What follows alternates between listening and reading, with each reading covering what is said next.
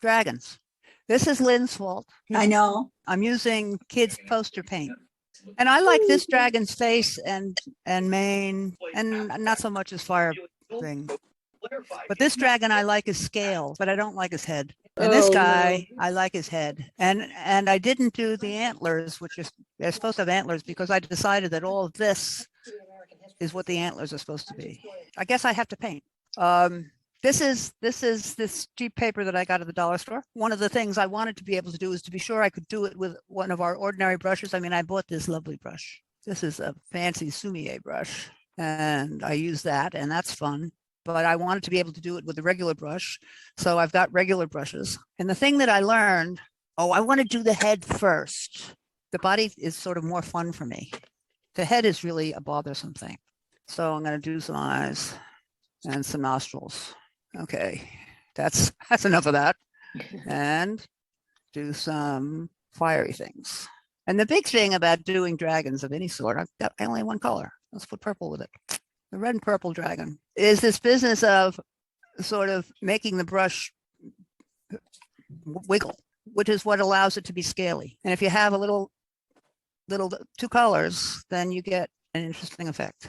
Because what we've been sort of learning is that you don't just use the tip of the brush the way we do in Western paintings. You use the body of the brush. So I'm getting the body of the brush is red, and then on the tip I have purple. So you do this sort of putting down both colors at once. There's this jaw. And then of course it gets just mixed, because I, like everyone, am imperfect. So there we go. There's something of a face. And we'll put the flames on later. And I have to keep renewing the color on the tip. So now I'm going to do the same kind of thing, and I'm going to use one of our regular brushes, straight brush, flat brush. I've done it with rounds too, but somehow the rounds don't work as well.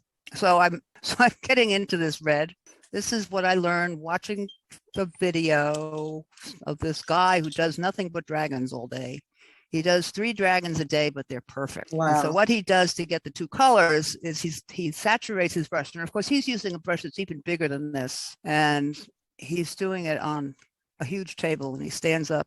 But what he does is he saturates his brush, and then he gets another brush, and he paints the middle of his saturated brush with the color, the other color.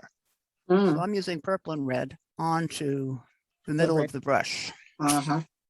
Eden, are you using watercolors there? Or is it I am not. I am using poster paint, but you can do this with watercolor. So now that I've got this, and this is the thing that you're supposed to learn, is you put it down and you sort of dither it along, and then it gets this little center stripe. See, I've lost the purple already, and that's what gives you your scales. What did you put paint on the edge of that too? Just, it's so dark. I will do it again.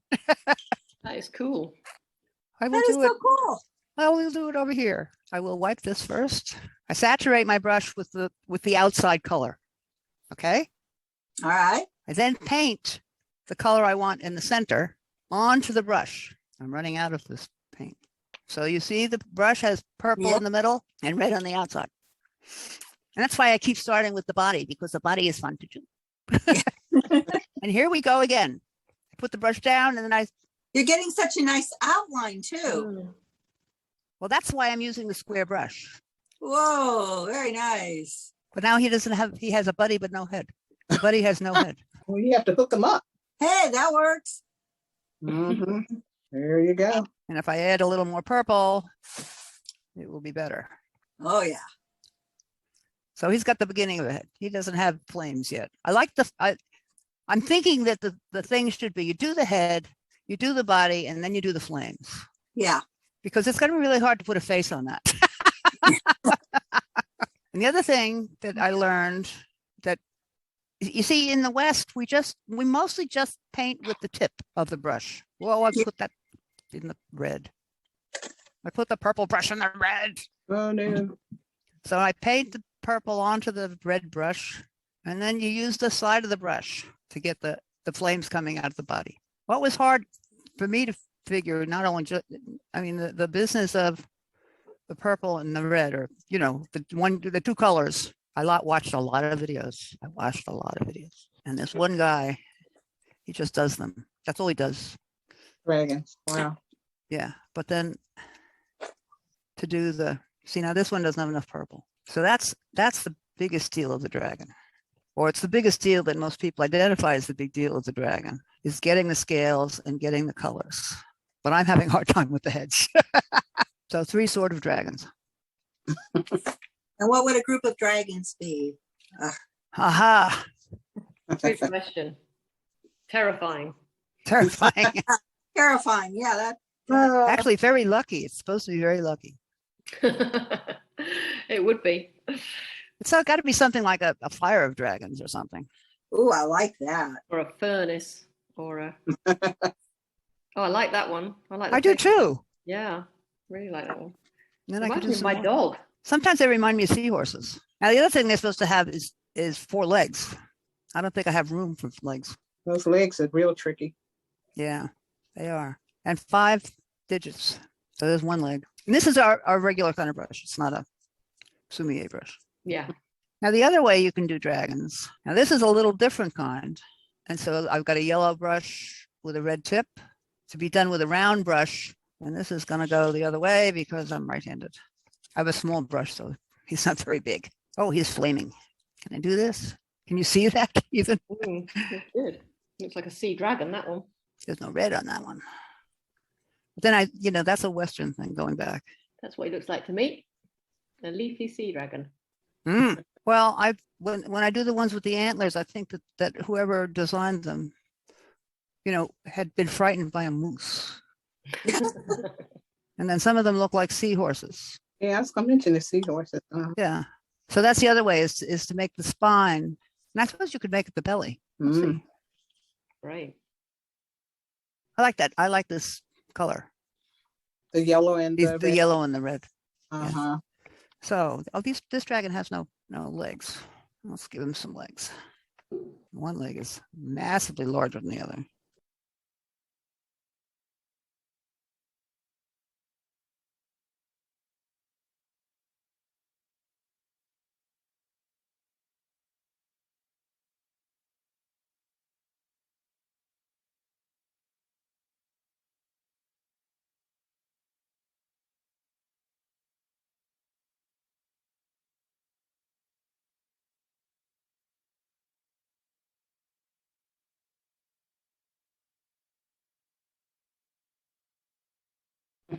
Oh, it's the mommy and the baby. Now, if you're going to go by the way they do them, you have to put in antlers. But I think the antlers are really just flames. Yeah. And they've evolved into antlers. Same thing with the mustaches. There. Now they're more traditional. Dragons. Now, let me get my watercolor and I'll show you can do it with watercolor. Okay. Paint box. I like using the white brushes when I use more than 1 color because then you can see it. Okay, so now the brush is pretty yellow. Stick it in the yellow, in the red. Same idea. And red belly. I don't have as much paint on this. In some ways, the watercolor is nice because you get more transparency. But the other thing is that the paper gets wet. Okay. More yellow. More red.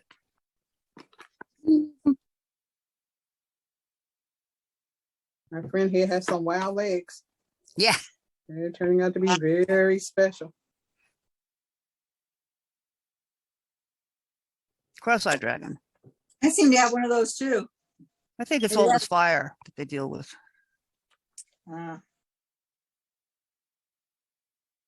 See, it works in watercolor.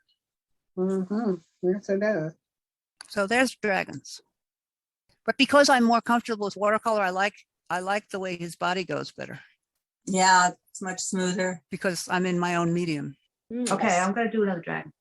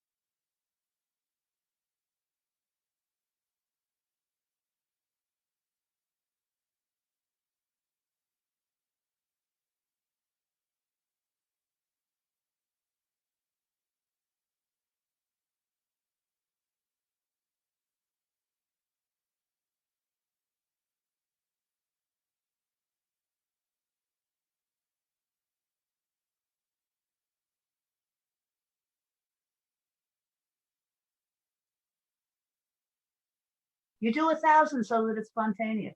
Exactly. This is Sumi-e.